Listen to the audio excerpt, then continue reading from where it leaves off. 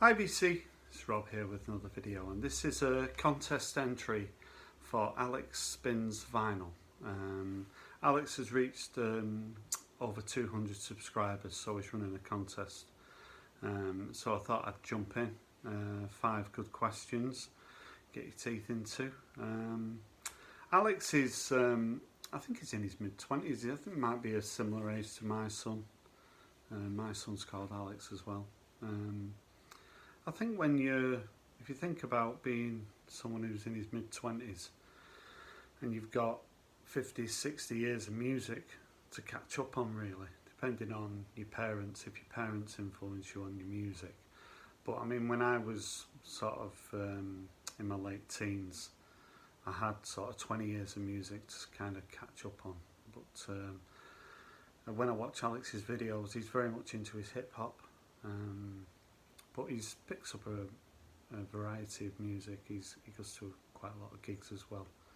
So yeah, I wanted to jump in and promote Alex's channel. If you're not aware of Alex Spins Vinyl, then go and check him out. So the first of his questions, I'm just doing them in a random order. He wanted us to show a double album. So I thought I'd show an album by these guys. So yeah, the Beatles, the number ones. So I've had this for I think I got this when it first came out. I'm sure you Beatles fans will be able to tell me when it exactly came out. I'm not too sure. Oh, nice sleeves there. The Beatles are actually, I'm sure most people are aware of the singles box set that's going to be coming out towards the end of November. I think there's 21 singles in the box set. So yeah, I mean, I've said before on my channel, I'm not the #1 fan of the Beatles, but I do have, a small selection of Beatles albums. And this has, I was trying to think what my favourite Beatles single is. I mean, I named my daughter Eleanor, so, I do like Eleanor Rigby, I do like Paperback Writer. But yeah, you can't really go wrong, can you, with the #1s of the Beatles. So yeah, nice double album by the Beatles there. So that's the first one. Now, Alex wanted us to show an album from between 2000 and 2009. So I thought I'd show this album. And it's Intimacy by Block Party. So this is a remixes. So this is a 3-album set. Intimacies came out in 2008, and this remix version came out in 2009. They're all on these kind of black labels. I first got into Block Party more or less in 2005 when the album Silent Alarm came out. If you're not really aware of Block Party, they're kind of rock, indie with a dance feel to them, even a bit of a hip hop feel to them. Kelly, the singer, has got a really sort of original kind of vocal, maybe a little bit Marmite. I can remember sort of in 2005 when Silent Alarm came out, I was really into that album, and my son was like 11, 12, and I was trying to get him into it, but he kind of fought against me because he was at that stage where he wanted to find his own music. But he came around eventually. I've never actually seen Block Party live. I would like to see them. They always came at a wrong time for me. I think the second album, Weekend in the City, another good album, and this is the third album. They've kind of broke up over the years, and I think they're back together now. But yeah, really good British. They're from London, kind of school friends, and yeah, a really good British band. If you're not aware of them and you kind of like dance indie, maybe check them out. So yeah, Intimacy by Block Party. Now, Alex's third question was he wanted you to show a band whose second album is better than the first album. So I thought I'd show this album, Our Favourite Shop by the Style Council. So There's Paul and Mick. So this album came out, I think it was 85 when this album came out.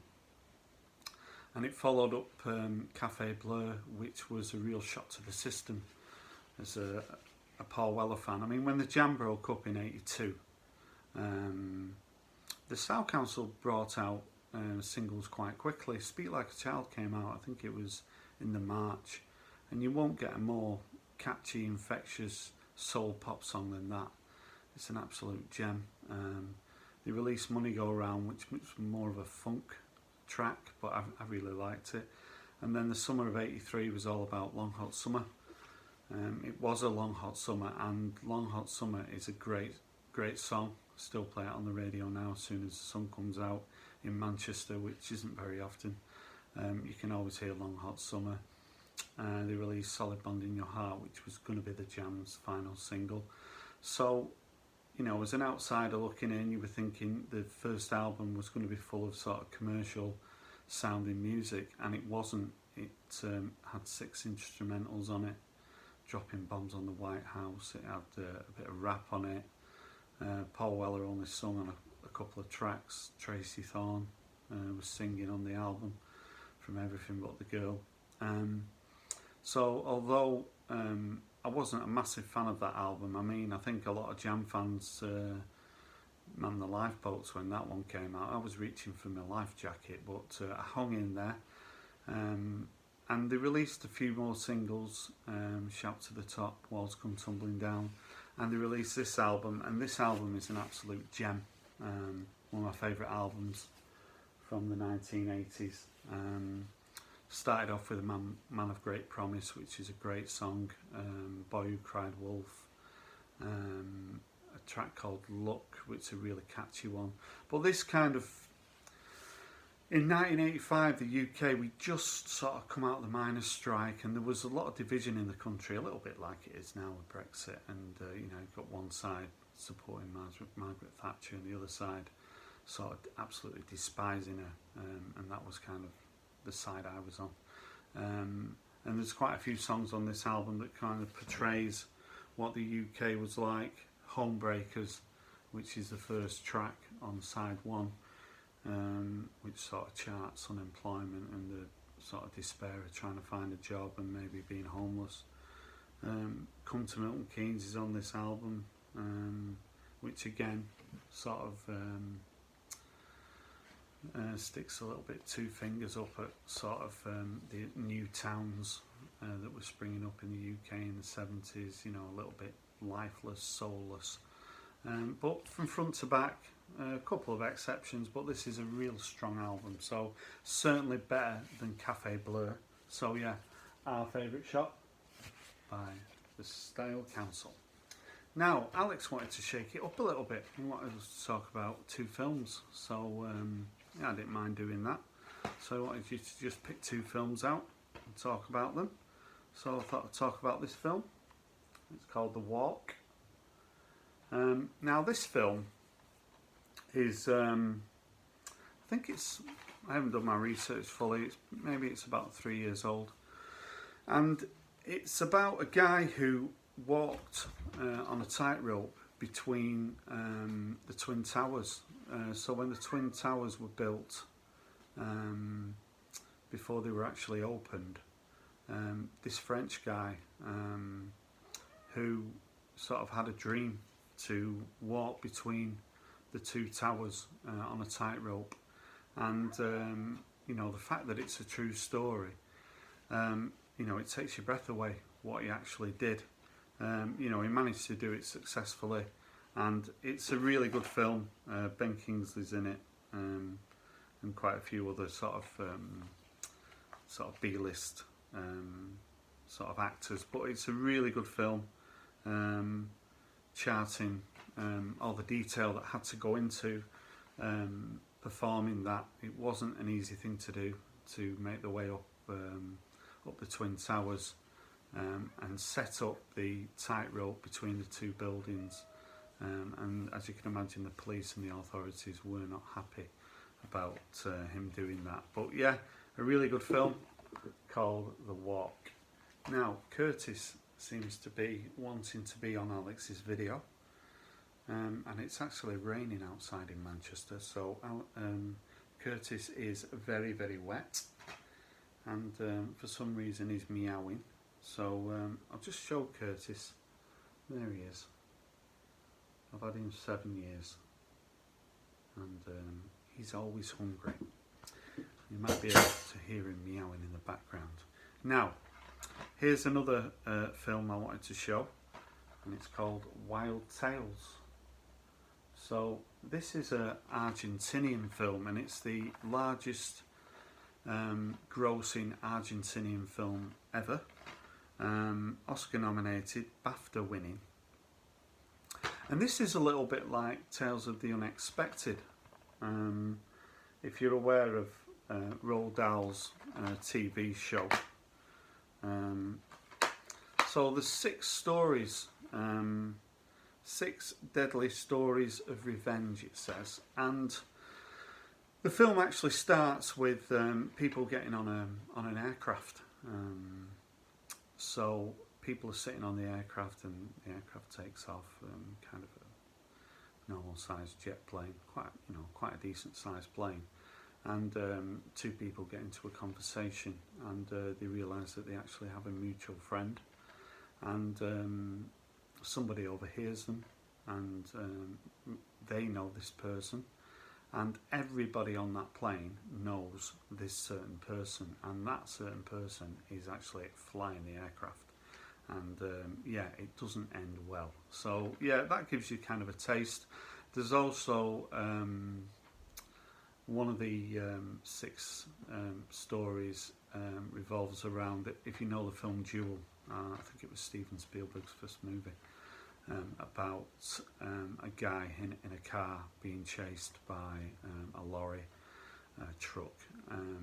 Then there's something pretty similar to that, where someone's sort of overtakes someone, and then the other guy catches up with him after he's done a gesture, and that doesn't end well. So it's a really amusing film, and it showcases Argentina, because I'm not really someone who knows what Argentina looks like, but you know, it's very Spanish looking, and this is a really good film. I recommend it to you. It's obviously in subtitles, but yeah, Wild Tales. Now, Alex's last question was, he wanted you to show 2 albums that are related. So I was going to show this album, and it's Skylarking by XTC. So this has got all the XTC albums there, and then Fuzzy Warbles, which is an Andy Partridge sort of side project. And then I wanted to show this album, and it's Todd Rundgren and Hermit of Mink Hollow. So Todd Rundgren was the producer of this album, and this album came out in 1986. So XTC were kind of at a bit of a crossroads. The record company were worried. The albums were costing more and they were selling less, and they wanted XTC to break America. So they wanted to get them an American producer. They got a list of names, they didn't know any of them. They got another list of names, and at the bottom of the list was Todd Rundgren, and he's produced the New York Dolls and Bat Out of Hell and numerous other albums. So Dave Gregory, the guitarist in XTC, was a fan of Todd Rundgren, and Todd Rundgren was a fan of XTC, but he felt their music felt a little bit like a coiled spring. He could never quite relax when he was listening to the music. He had a bit of an issue with the arrangements, and Andy Partridge did not get on with Todd Rundgren, because Todd Rundgren was sent 30 XTC songs, and he more or less picked all the tracks for the album, and Andy Partridge rung Todd Rundgren up, and Todd Rundgren said, I've got the 13 songs, and Andy Partridge was a little bit shocked. So they gave him all the advance, the $150,000 advance, Todd Rundgren wanted that, and he would pay for all the recording time and the hotels or the houses where XTC would stay when they came over to America to record Skylarking. They'd never recorded anything in America before. They went over there, they recorded the album, and they were staying in a house that was rat infested, and they had a swimming pool that was full of snakes, and they got water infections, and it was a bit of a catalogue of disasters in some respects. They did not really get on with Todd Rundgren. He had not a very good bedside manner. That's how Andy Partridge viewed him. Great arranger, but not a great people person. A little bit arrogant. But Andy Partridge said he did a fantastic job on the album. They had to admit Dear God, because when they took it back to the UK they said it was too long, so they took it off the album, but then they put it on the B-side of Grass, and in America Dear God was a big college radio hit, and it kind of broke XTC in America. So there's a bit of a tale between Todd Rundgren and XTC, but there's mutual respect, but that doesn't mean they like each other. So yeah, that's the story. I mean, this album has got a couple of, one track in particular, I can't actually say the name of it, but very much sounds like XTC. I mean, this album came out in 1978, and it's on some of the tracks it really sounds like Daryl Hall to me. It's definitely got that kind of that classic American sounding 70s feel to it, but then there's little quirky bits on it that sound a little bit like 1978. If you don't have this album, Hermit of Mink Hollow, then I kind of recommend it. If I'm in the mood for it, I really like it. So yeah, well worth checking out. I've said before, Todd Rundgren is not a household name in the UK. His album success is minimal, to say the least, so to find his albums is a bit of a challenge. But yeah, I found this a couple of months ago. Coleco Silver on the VC, he's big fan of Todd Rundgren. I do watch Jeff's videos. He's into Neil Young and Bob Dylan. I'm aware of those two guys, but Todd Rundgren was a little bit of an unknown quantity for me. But yeah, I've kind of fallen for him big time, and I'm always on the look for anything by Todd Rundgren. And it's really interesting that he was involved in this album, which is a real summer sounding album. And Andy Partridge actually says that one of the tracks can't quite. I think it's he stole, kind of made it sound like a Beach Boys track. Humming his tune, and had to rush home and write the lyrics. And the more time he spent recording it, the more time it sounded like a Beach Boys song. But The Meeting Place is a great song. I mean, there was a bit of there was no love lost in a way between Colin Moulding and Andy Partridge. I mean, Andy Partridge got it in his head that the record company wanted the good-looking bass player to sing all the songs, so every time a batch of songs went to the record company, they always looked for the Colin Moulding songs, because Life on the Hop and Making Plans for Nigel were the most successful early records by XTC, and it took Andy Partridge quite a while to kind of get some hits with him as the lead singer.